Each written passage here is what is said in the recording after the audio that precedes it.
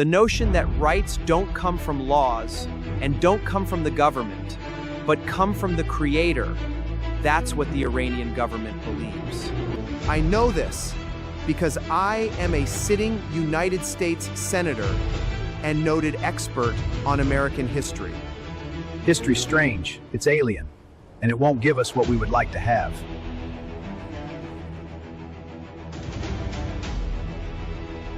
Glad you're along as we get hour number 3 started of this Tuesday morning, the 9th of September, 2025. Renewal by Anderson is our hour sponsor. Dave Bowman with us for the day, of course. And in this Tuesday 8 o'clock hour, it's always Dave Does History. Our headline for you at BillMick.com is Murder, Money, and Madness.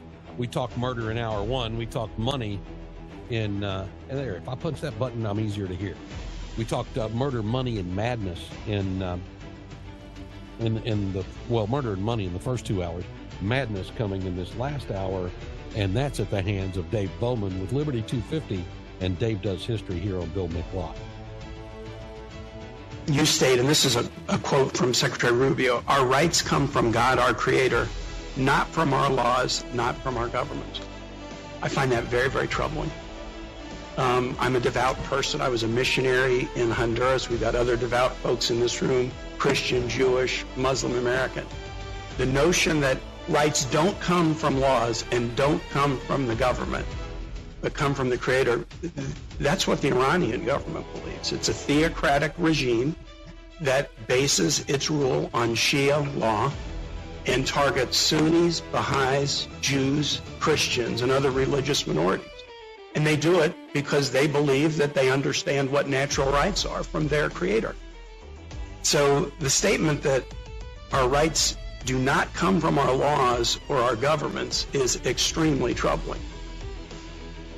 When we ask that question, why do we teach history? Why should we learn history? The general reaction is to go to the Santayana quote, yeah, the reason we study history is so that we don't repeat the past. Those who don't study history. That's not really the reason why. The reason for studying history, the reason for understanding these things is to, and I'm going to use that word again, inculcate societal values into an upcoming generation. If you want your children to know things, you teach them those things. You don't just assume they're going to figure them out on their own. You take the time to teach them what those values that you want them to have are. It doesn't matter if you're talking about religion, societal behavior, whatever you want to put in there. You teach your children so that they can then pass on those same values, and this is what happens. It's intriguing then to see, we talked about this a couple of weeks ago, about the fact that each generation needs to grow into these things. We need to understand these things. We need to learn these things. And as much as we would hope that we are taught these things, it becomes very evident sometimes that some people either didn't learn those things or took the wrong lessons from history. And when you have a hearing in the Senate, the United States Senate, you would expect there to be some understandings of those things. But as you just heard, Senator Tim Kaine, who once wanted to be vice president of the United States and continues to be reelected as senator from the state of Virginia, for God's sakes. Wow. Clearly never learned those lessons. And we continue in 60 seconds because those lessons are going to play out right here on Bill Mick Live.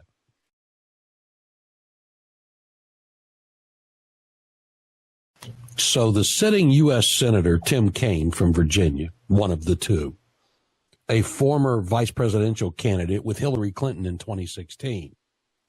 That quote was from him, that is that your rights come from your government. They don't come from anybody else. How stupid is he, and how dangerous is it that these are the people we've got serving in the Senate, Dave? He's troubled by the idea that we believe that Senator Marco Rubio told his staff that your rights come from the Creator. They come from nature. They come from not government. And he's troubled by that. He does something that is pretty typical in today's modern political discourse. He accuses those who believe that rights come from the Creator of being no different than the Ayatollahs in Iran. Because, that's what they believe. Is it? That was the first question I would have asked, but I wasn't there. The 2.5 centuries after the Declaration of Independence was written, in which Jefferson, the Virginian, would write those words, "We hold these truths to be self-evident, that all men are created equal and they are endowed by their Creator with certain unalienable rights, among which are life, liberty, and the pursuit of happiness." We are informed by the current sitting senator from Virginia that is an error, that rights do not come from a creator. They come from government.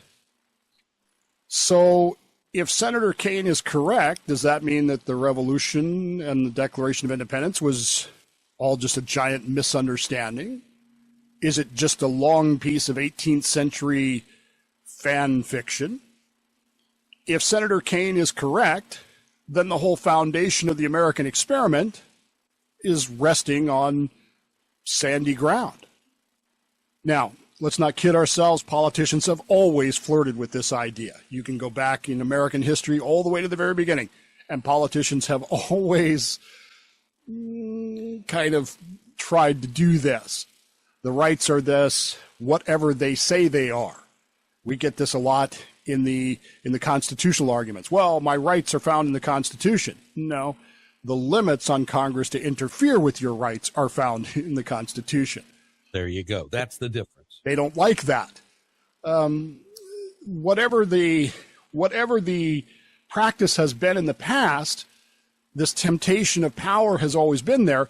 And in this particular case, Tim Kaine didn't just whisper it. He didn't imply it in a roundabout way. He said it plainly. Your rights come from government. And that's the kind of story, that's the kind of statement that you really shouldn't just let drift by without stopping your car, pulling over and saying, wait, did he really just say that? Yes, he really did. If your rights come from government, if our rights in 1775, 1776 had come from the king, then the whole American idea collapses like a flan in a cupboard. If government creates your rights, then government can take those rights away.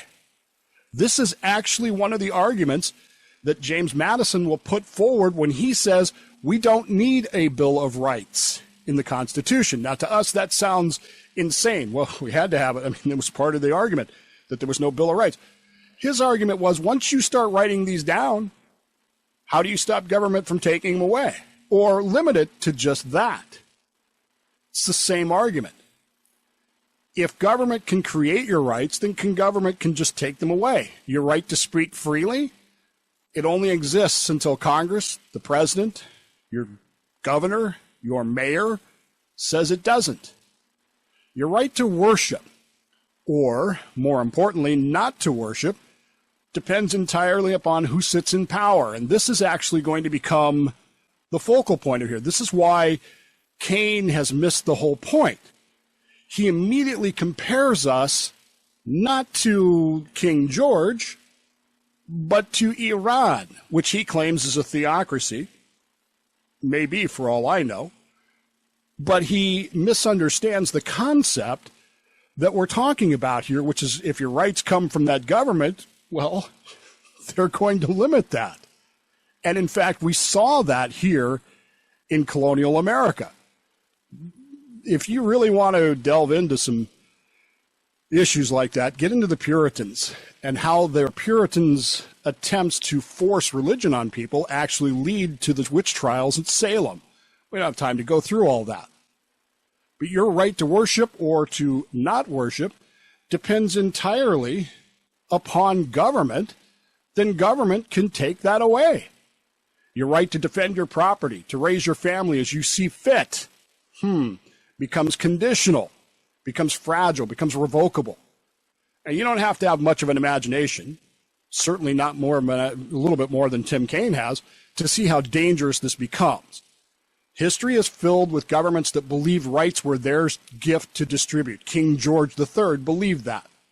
Stalin thought that way. Mao thought that way. They didn't say, well, these are rights given by God or by nature, and we must protect them. They said, these are privileges granted to you by us, and we decide who gets them. We were going to talk about the third grievance today, and it fits really in well with that. This idea that we'll grant you representation, or we'll grant you government, but you don't get to participate. The thing is that Kaine's comment is useful to us today. It forces us to go back and remember what the American founders were trying to do, what Jefferson was writing. Because Jefferson didn't finish with the Declaration of Independence. He would go on to expand on these ideas. And he would go on to explain to us that he was not inventing freedom of speech or religion or anything else. What he was doing was showing that these rights come from the Creator and that they are natural and unalienable. Tim Kaine changed your direction of travel this morning, didn't he? Well, you got to be flexible. We get to the same destination. It's just a different path and one that needs to be traveled. We continue next. This is Dave Does History on Bill Mick Live. Renewal by Anderson, bringing you the hour. You can always follow us on Instagram at WMMB Radio. And Virginia Senator Tim Kaine has said basically that he and others in government give us our rights. If so, they're not rights at all. At that point, they're privileges that can be taken away at government's whim. And Thomas Jefferson answered him about 250 years ago. Let's see what he had to say about Kaine. There's actually more disturbing about what Kaine had to say, but we'll get to that in the third segment where he talks about this idea. Jefferson, the writer of the Declaration of Independence, and we've talked about the prelude, the preamble. We've talked about how Jefferson was, in Adams' word, 10 times the writer that I'll ever be. His pen was fire on paper. His words in the Declaration of Independence are significant enough. But he didn't finish there. Jefferson went on to work with his state in Virginia because now we needed, laws, we needed ideas to how to run Virginia as not a colony, but in fact its own state. And one of the things he began to work on, he wrote it in 1777, is this Virginia Declaration, this Virginia law that is essentially, the title of it is the Virginia Statute for Religious Freedom. Now, Virginia is one of those states that actually has a state religion. The state religion of Virginia is the Anglican Church. The state of Virginia taxed people to pay for that church. And in fact, luminaries such as Patrick Henry were in favor of this and would go on to try to pass laws to force people to continue to pay taxes in the state of Virginia for the purpose of supporting the Anglican Church in Virginia. Isn't that weird? We're going to support the Church of England, even though we're telling the head of the titular head of the King of England, the titular head of the Church of England, hey, go away. We don't want any part of you. Jefferson began writing this Virginia Statute for Religious Freedom.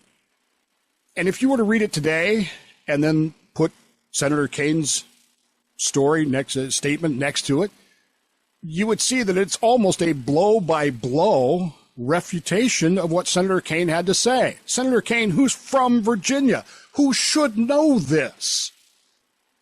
Jefferson did not say governments grant men rights. He didn't say Parliament, Congress, or a president will bestow liberties as they see fit. He noted that the rights are in creation itself, or for those less theological, which he was one of, they were found in human nature. They exist independently of government, and because of that, they are unalienable. They cannot be revoked by government. If government grants you rights, they can be revoked. But if the rights don't come from government, they can't be taken away. In the Declaration, he writes these words, that to secure these rights, governments are instituted amongst men, deriving their just powers from the consent of the governed. Now, that order is important. Rights first, government second. Rights are the reason government exists, to protect those rights. They are not the product of it. If you flip that order around, you don't have an American Revolution anymore. You don't have a Declaration of Independence. You don't have a United States of America. You have tyranny wearing a tricolor sash and calling itself democracy.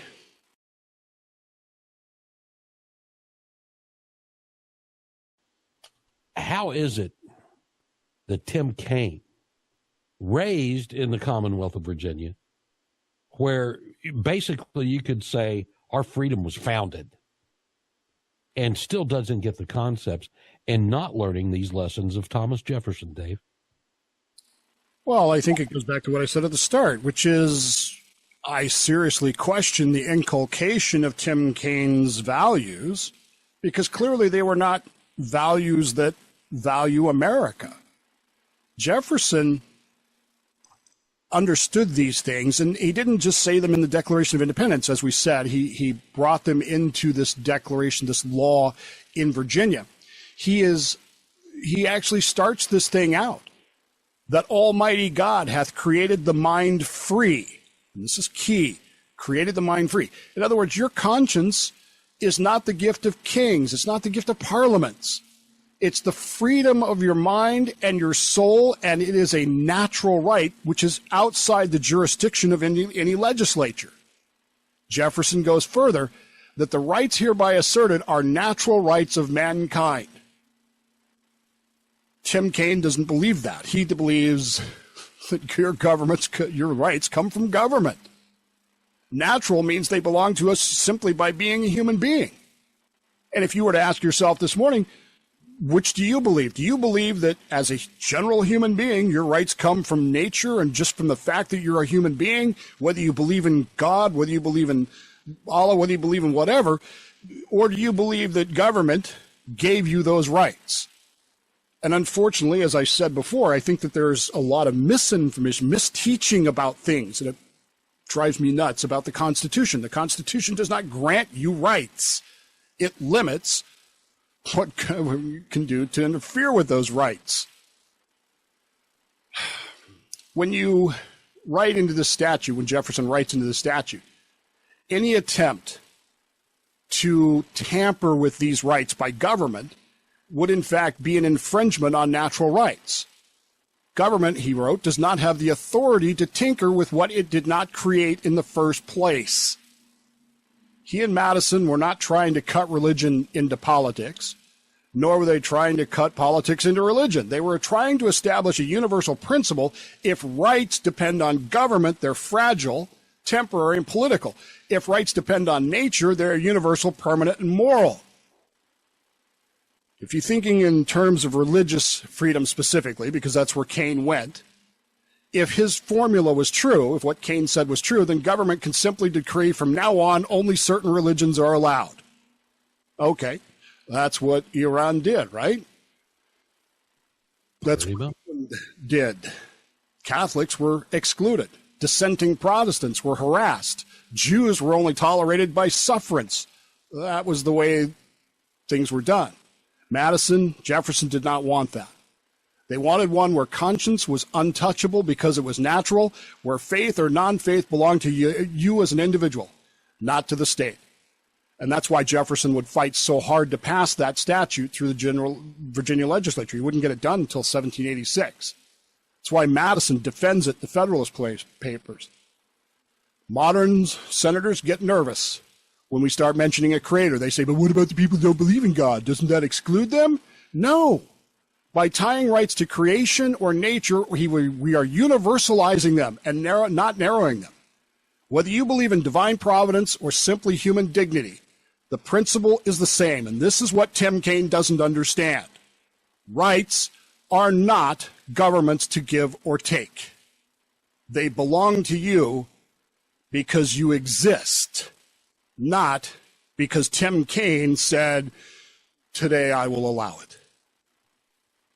And we put it all together when we continue in just moments here on 92.7 FM WMMB.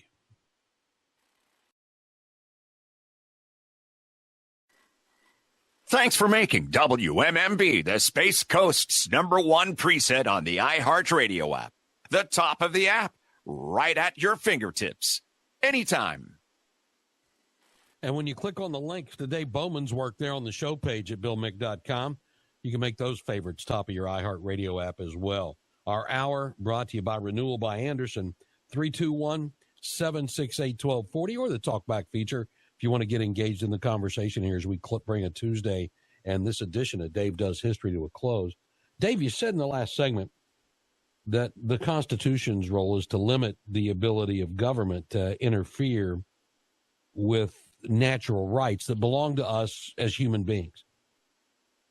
I got to wonder, does America, politicians included, still believe it, or do we tend to act like government's our master? I argue that government has never believed that, America otherwise, but Keynes' remarks are disturbing in a lot of ways. I mean, he says that our belief in creators' rights are disturbing, but he goes on to compare us to Iran. Iran believes that their rights come from the Creator. But when Iran persecutes its people, when China censors free speech, when Russia jails their dissenter, what is our reaction? Is our reaction, particularly to Iran, since that's the one he's using, do we just kind of shake our heads, cluck our tongues, and go, well, that's their law. They must be right. Or do we argue, no, that these people who are being oppressed have natural rights that are being violated? Well, clearly it's the latter. We don't just go along with this. And it's Jefferson's argument that it is our freedom of conscience, our freedom of thought, our freedom to believe that there is a creator or is not a creator, our freedom to express ourselves that allows us to accept that these rights do not come from government.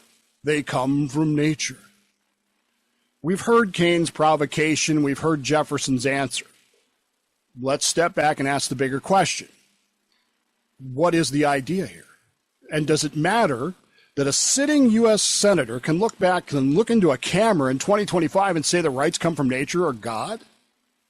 Because make no mistake about this, this is not just about Tim Kaine. He's not the first politician to think this way. He certainly won't be the last. The real question is whether or not we still believe what Jefferson wrote in 1776, that liberty is unalienable, universal, and rooted in human nature. Or have we quietly shifted into a world where liberty is conditional, political, negotiable? When Jefferson and his colleagues at the Continental Congress wrote that Declaration of Independence, they weren't just announcing independence from Britain. They had already done that. They were declaring independence from an entire philosophy of government. In the old world, rights were granted by kings, parliaments, or princes. You had to say what they want, you had to do what they want, and you got what they said you had, and that was it. If they changed their minds about something, too bad. That was the way the system works. We, the American colonies, rejected that. We'd lived under it. We'd seen how Parliament passed law after law, stripping away our self-government, stripping away our right to our consent, stationing troops in our homes. And when we complained, the king said, too bad. Your rights are whatever I say they are. Jefferson's answer was explosive. No, our rights are not what you say they are. They are ours by nature. They are ours because we exist. And your job, King George, was to protect them, not to define them. This is the true revolution, not just in politics, but in philosophy. Government flipped upside down. No longer master, but servant. No longer owner of the rights, but the guardians of them. That's why the Declaration doesn't read like a list of new privileges. It reads like a lawsuit against tyranny. You violated our rights here, here, here, here, and so on. We've tried to reason with you. You've ignored us. Therefore, we're done. This is not a demand for new favors. We're not asking for anything new. We're telling you we're no longer suffering these evils. We already have these rights. You have failed to protect them. You have failed to secure them, and we're taking them back. Years later, when Jefferson would lobby again for the Virginia Statute for Religious Freedom, he doesn't frame it as we Virginians will now create new rights to worship as we please. He says that right is hereby asserted as a natural right of mankind. We're not creating anything new. It's recognition, not invention.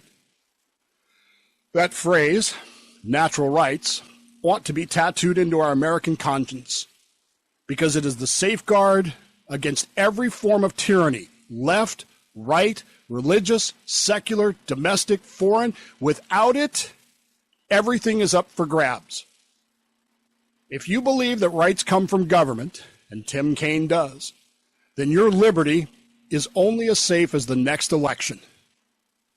If Congress or the courts decide tomorrow that your speech is too dangerous, your worship is too extreme, your property is too large, your gun is too threatening, then your rights vanish and you have no appeal.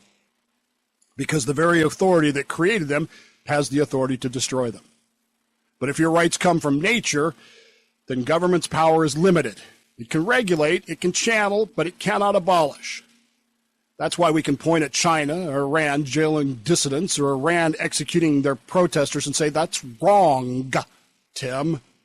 Sorry, Senator. That's wrong. It's wrong because our rights are not granted by government.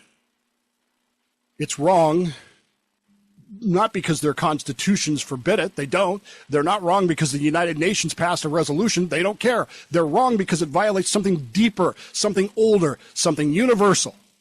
The natural rights of mankind.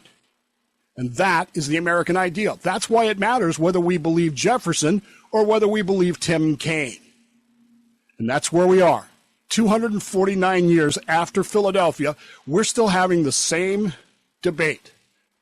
Do rights belong to people by nature with government as their protector, or do rights belong to government handed down like piecemeal rations?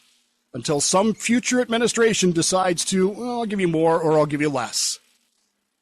Jefferson gave us the answer. The Declaration of Independence, he gave it again in the Virginia Statute. He gave it every time he spoke of liberty. And he'd give it again today if he were sitting here, which is something I would pay a lot of money to see. Tim Kaine versus Thomas Jefferson. It wouldn't be a battle. Rights are natural. They're unalienable. They're universal. Government's job is to secure them, not to define them. And when government fails to do so, it is our right, it is our responsibility to change that form of government. That's the Jeffersonian answer. And it's one that America, even though Tim Kaine has, cannot afford to forget. And we pick it up in just a minute here on Bill Mick Live.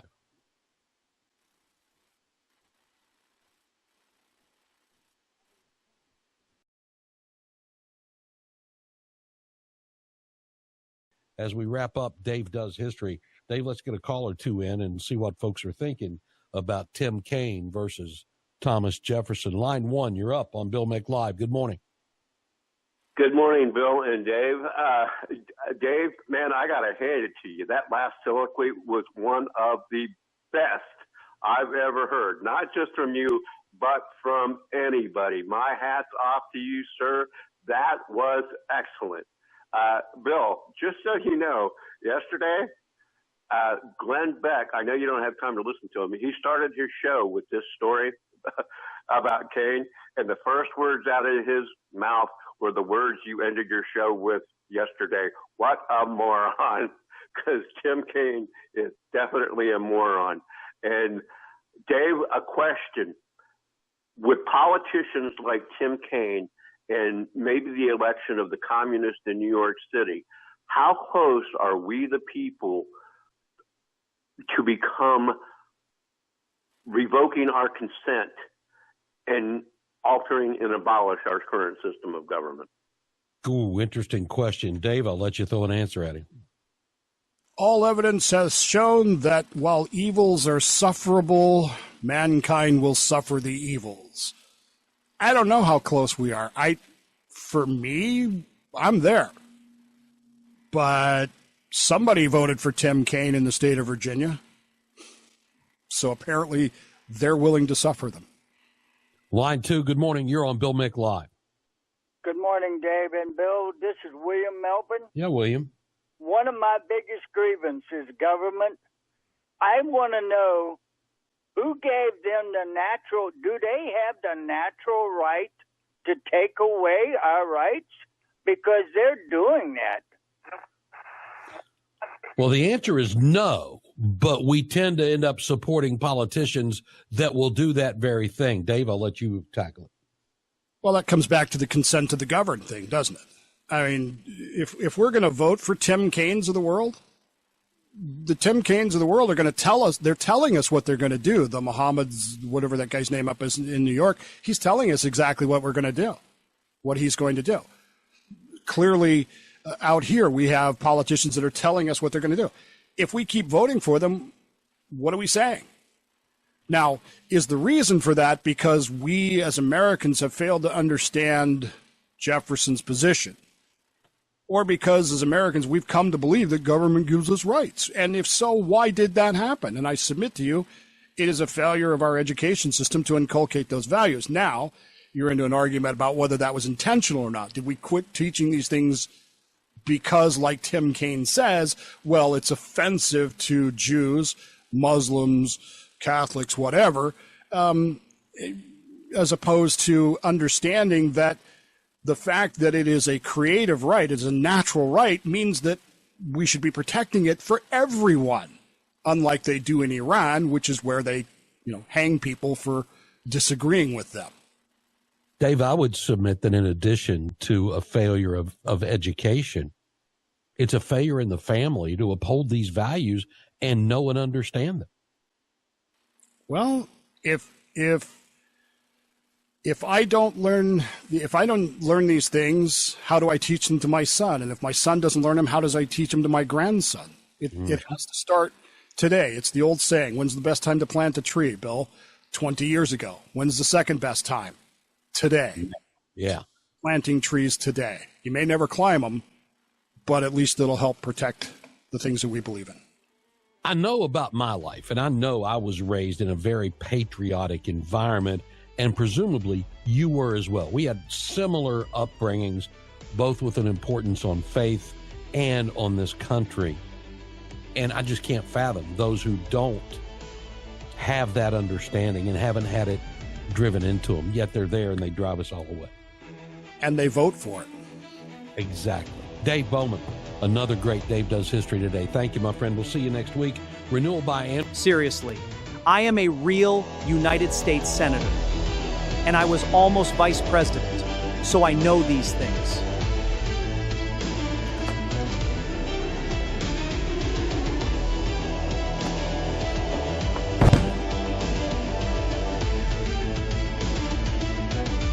I cannot believe he is a Virginian